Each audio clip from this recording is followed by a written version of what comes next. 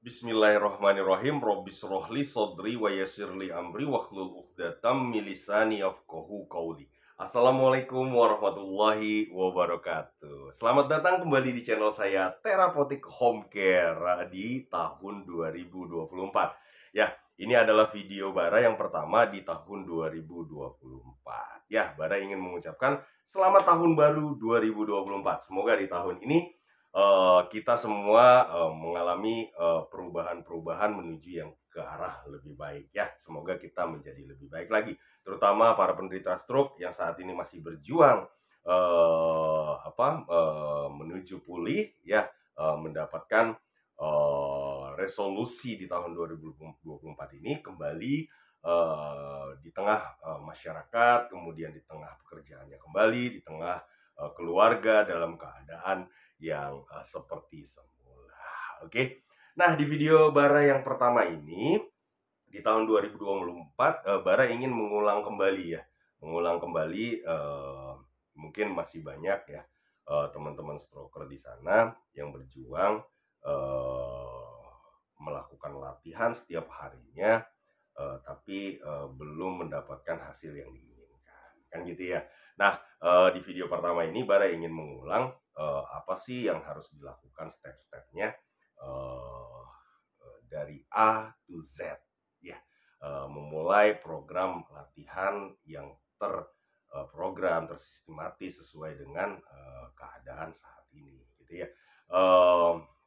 Kita mulai saja lah, nggak usah banyak-banyak ini. Langsung saja, jangan kemana-mana, tetap bersama saya Bara di channel saya Therapeutic Home Care, channel yang akan selalu membahas tentang kesehatan dan yang tak kalah pentingnya lagi selalu mencari solusi bagaimana caranya mengatasi segala macam problematik ataupun masalah fisik Anda.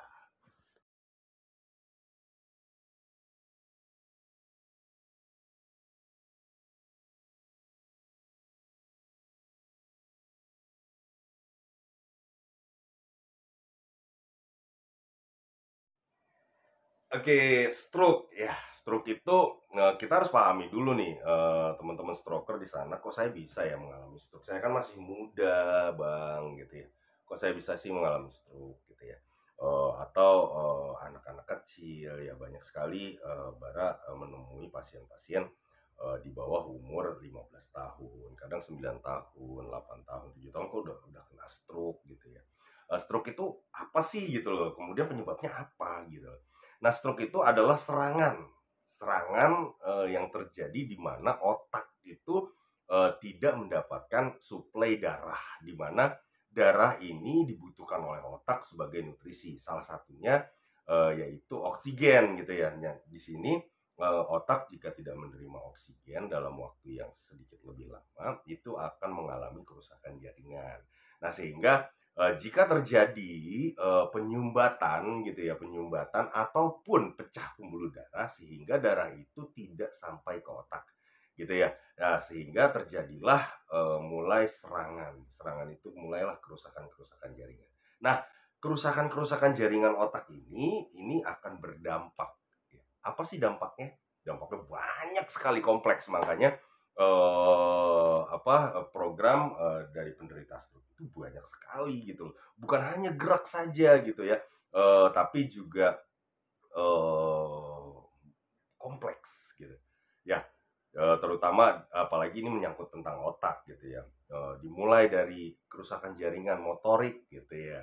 Motorik geraknya bermasalah. Kok geraknya nggak ada, bisa saja terjadi kelemahan atau kekakuan, tergantung dari fase yang mana yang sudah dilewati. Ada lagi sensoriknya, kok rasanya kebas, rasanya tidak terasa, kemudian baal, bahkan nyeri gitu, nyeri berlebih, ada yang dipegang sekali nyeri, ada yang tidak gitu ya. Jadi kompleks sekali. Belum lagi masalah yang namanya digestin. Digestin itu pembuangan. Ya kok sulit banget sih, saya BAB-nya 4 hari sekali, BAB-nya 5 hari sekali, sakit perut, sembelit, bla bla bla. Ya, susah sekali buang air gitu. Nah, ini juga problematik gitu loh. Dan ini juga harus ditangani. Ada lagi yang punya masalah sampai ke wajahnya bermasalah gitu, miring, ototnya lemah, sulit berbicara ya, ataupun sulit menelan, nafasnya pendek, ya itu juga termasuk masalah gitu. Kardio, pernapasannya, kok napas saya pendek Mas, sehingga kalau saya bicara tuh pelan aja udah ngos-ngosan gitu. Ya, atau bicara saja kok langsung kayaknya kaku semuanya. Nah, itu kan itu juga menjadi problematik yang harus ditangani. Ya belum lagi ada masalah dari pola berpikir, cara menangkap. Ada beberapa pasien yang dikatakan angkat, dia bisa ngangkat langsung, paham gitu gerakannya langsung, otaknya langsung menerima respon daripada perintah. Nah, ini ada juga yang bermasalah gitu, dibilang angkat sulit gitu, akhirnya coba untuk dilakukan gerakan. Nah, ini metode-metode latihannya berbeda gitu. Ada yang bisa dengan perintah, dengan verbal, itu sudah bisa latihan, ada yang belum dengan verbal atau dengan contoh gitu. Nah, dengan kompleksnya yang jadi dari problematik-problematik yang ada, kita harus kupas, saya ada di mana nih ya. Bagi sahabat stroker di sana nih, mudah-mudahan video ini bermanfaat nih ya. Sehingga nanti teman-teman stroker bisa tahu nih, oh saya ternyata begini gitu loh, saya ternyata begini gitu loh. Berarti saya harus lakukan ini gitu ya. Nah, jadi programnya apa gitu ya. Nah, kita kupas satu persatu problematik-problematik yang biasa terjadi pada penderita stroke, sehingga bagaimana cara solusinya. Oke, yang pertama yaitu ini. Yang pertama itu adalah masalah motorik. Motorik itu gerak, gitu ya. Gerak. Nah, ini rata-rata semua penderita stroke itu mengalami masalah di motorik gerak, gitu. Dan itu juga menyangkut kelemahan sebelah, gitu. Kelemahan sebelah anggotanya, gitu. Nah, jika kerusakan jaringan terjadi di otak sebelah kanan, itu yang berimbas adalah anggota gerak sebelah kiri gitu ya. Kalau yang kerusakannya di daerah yang kiri berimbas pada motorik atau gerak sebelah kanan, kan gitu ya. Gerakan-gerakan ini ternyata ada fasenya, gitu. Ada fasenya. Nah, ini sahabat terapeutika home care atau stroker di sana terutama ya yang sedang berjuang menuju pulihnya, harus tahu nih, paham. Saya saat ini ada di fase mana. Nah, penderita stroke itu harus mengalami beberapa fase. Yang pertama adalah fase kritis. Fase kritis adalah saat serangan. Saat itu pembuluh darah itu tidak mencapai otak sehingga jaringannya mulai rusak. Nah, itu kritis tuh. Ya, dibawa pertama kali ke rumah sakit, jebret, ya kan? Dibawa ke rumah sakit, set, sampai di rumah sakit ditangani oleh tenaga medis di sana ya, sehingga terjadilah recovery, pembuluh darah bisa mencapai ke otak. Akhirnya mulai recovery ya kan, akhirnya stroker di sana akhirnya selamat ya, akhirnya bisa pulang sampai ke rumah. Nah, di sini fase yang namanya fase kritis, sampai akhirnya penderita stroke ini, penderita pasca stroke tadi ya, itu disebut stroke survivor, yang selamat dari serangan stroke ya. Karena stroke itu adalah salah satu kondisi yang menyebabkan kematian tingkat paling tinggi di dunia gitu ya. Bagi teman-teman di sana yang saat ini masih diberikan kesempatan untuk kembali di dunia ini, bersyukur, alhamdulillah saya selamat dari serangan, di mana serangan ini adalah faktor kematiannya itu sangat tinggi gitu ya. Alhamdulillah saya selamat ya. Ini rasa syukur ini juga akan meningkatkan, akan menambah recovery nanti di otaknya ya. Nah, ini yang pertama, fase kritis. Nah, akhirnya dia sampai tuh pulang ke rumah, sampai di rumah badannya lemah, tangannya lemah, nggak ada gerakan sama sekali. Kalau dipegang tonusnya lembek, disuruh gerakin nggak bisa sama sekali. Ya, ini namanya fase flexit atau fase kelemahan. Fase lemah, ototnya flexit gitu ya. Flexit itu lemah, tonusnya lembek gitu. Tidak ada gerakan sama sekali gitu. Nilainya 0. Tidak ada gerakan sama sekali. Kalau misalnya ada kedutan-kedutan, ini nilainya sudah ada gitu ya. Tapi ini lemah, tidak ada sama sekali, tangannya nggak ada, ini nggak ada, nggak bisa duduk, yaitu fasenya flexi. Nah, penanganannya akan berbeda dengan fase yang selanjutnya, gitu. Nah, nanti penanganan di fase flexit seperti apa? Penanganan di fase selanjutnya seperti apa? Gitu. Ya. Nah, tadi tuh kita kita latih ya, kita berikan treatment ya tertentu dari yang paling penting adalah di fase flexit tadi adalah positioning. Positioning bagaimana sih posisi tidur saya yang baik gitu ya, sehingga tidak terjadinya mengurangi terjadinya spastisitas yang tinggi atau kekakuan nanti yang tinggi. Ini penanganan di pola flexitnya gitu. Nah, jadi waktu lemah itu harus positioning yang baik. Kalau duduk kakinya jangan menggantung, harus menapak full. Kalau duduk tangannya jangan menggantung, harus ditaruh di samping gitu ya, bantal dan lain-lain. Nah, ini sangat mempengaruhi sekali gitu ya. Nah, ini di fase flexit. Oke? Nah, fase yang selanjutnya yaitu adalah fase spastik gitu. Nah, tadi kan sudah di treatment ya, posisi tidurnya yang benar begini, ya tangannya harus begitu gitu kan. Ada ya di video-video Bara juga yang sebelumnya bagaimana posisi tidur yang baik buat penderita stroke. Nah, di situ adalah fase flexit dan itu harus terus dilakukan gitu.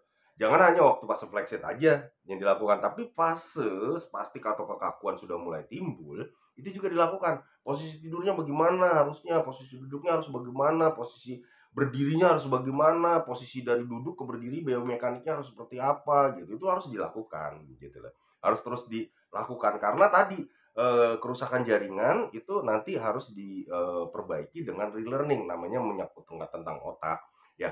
Namanya juga kan masalahnya itu adanya di otak, bukan tulang belakang, bukan otot dan lain-lain. Ini stroke itu bukan bukan seperti apa ya, bukan seperti keseleo gitu ya. Stroke itu bukan seperti apa syaraf-syaraf yang lain, penyakit saraf yang lain gitu. Stroke ini benar menyangkut tentang otak. So, pemulihannya harus dengan relearning.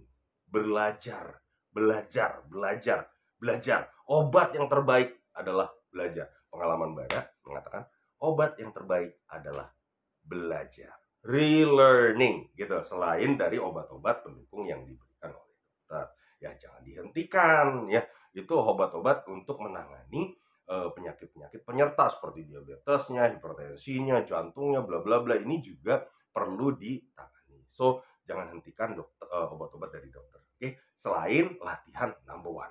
Oke, nah selanjutnya itu adalah fase kaku. Tadi tuh udah di treatment, di fase flexit, timbul langsung mulai fase kaku. Nah, fase kaku ini biasanya fase kekakuan ini tipenya ada dua, ada tipe fleksi, ada tipe ekstensi. Ada tipe yang dimana dia menekuk semua, ya menekuk semua. Ada tipenya yang lurus semua, gitu ya. Itu tergantung dari apa? Tergantung dari penanganan saat dia fase flexit, gitu. Makanya fase flexit ini sangat penting sekali, gitu lah ya. Positioning ini sangat penting sekali. Tapi bagaimana bang? Saya fase flexitnya waktu itu saya nggak tahu. Sekarang saya udah kaku. No problem. Ngobrol, jangan bekerja hati, kita mulai perlahan-lahan kembalikan posisi-posisi yang baik saat kita beraktivitas di fase kaku tadi. Bagaimana caranya? Gitu ya. Nah, penanganannya di fase flexit dengan fase kaku itu berbeda sekali. Karena apa? Karena di fase kaku kita harus memanage bagaimana kekakuan itu supaya rilis sehingga terjadi gerakan-gerakan fungsional. Nah, gitu ya. Jadi nanti dari fase kritis alhamdulillah sudah terlewati. Fase flexit bagi teman-teman yang masih nanti di fase flexit ada nanti treatmentnya. Bagaimana cara melakukannya? Cara latihan di fase dimana kelemahan, fase flexit. Ada lagi nanti bagi teman-teman atau stroker yang pada fase kekakuan, begini toh ternyata saya udah fase kaku gitu loh. Nah, ternyata saya harus begini di fase kaku. Gitu ya. Baru nanti timbullah masuklah ke fase selanjutnya yaitu fase gerak fungsional sehingga dia bisa beraktivitas seperti semula, begitu ya. Jadi begitu ya jalan terapinya, programnya seperti apa. Nah, bagi teman-teman yang menonton video ini ya, yang masih berjuang, ya masih bingung, ya masih kalau misalnya pola-pola latihannya yang berantakan, pahami dulu. Yuk kita lihat. Tonton video ini, pahami dulu gitu ya. Tonton video selanjutnya juga. Kita memahami dulu saya ada di fase mana. Saya ada di fase mana? Saya ada di fase kelemahan. So, harus bagaimana saya di fase ini? Saya ternyata ada di fase kaku. Harus bagaimana saya di fase kaku? So, saat ini kekakuan saya sudah mulai rilis. Bagaimana saya supaya bisa mencapai gerak fungsional? Oke? Mudah-mudahan video ini bermanfaat bagi teman-teman stroker di sana atau sahabat terapeutik home care yang memiliki keluarga, sahabat, teman dekat yang mengalami stroke. Share video ini sebanyak-banyaknya. Semoga video ini bermanfaat buat masyarakat semuanya, sahabat terapeutik home care yang menonton video ini. Ya, sampai ketemu di video bara selanjutnya tentang bagaimana cara penanganannya dari fase ke fase, dari fase ke fase. Ya, di tahun 2024 ini kita review, kita kembali ya lebih detail lagi. Mudah-mudahan bisa lebih detail ya. Oke. Terima kasih. Jangan lupa yang belum subscribe, yuk di subscribe video ini biar mendapatkan notifikasi dari video-video baru yang tidak kalah bermanfaatnya di video yang lainnya. Jika video ini bermanfaat dan menyukai, please like it agar channel ini lebih berkembang lagi dan berkembang kembali setelah beberapa tahun setelah kecelakaan. Bara agak vakum ya. Semoga channel ini bisa menebar manfaat kembali seperti semula. Oke, terima kasih atas dukungannya. Assalamualaikum warahmatullahi wabarakatuh. Sampai ketemu di video bara selanjutnya. Bye bye.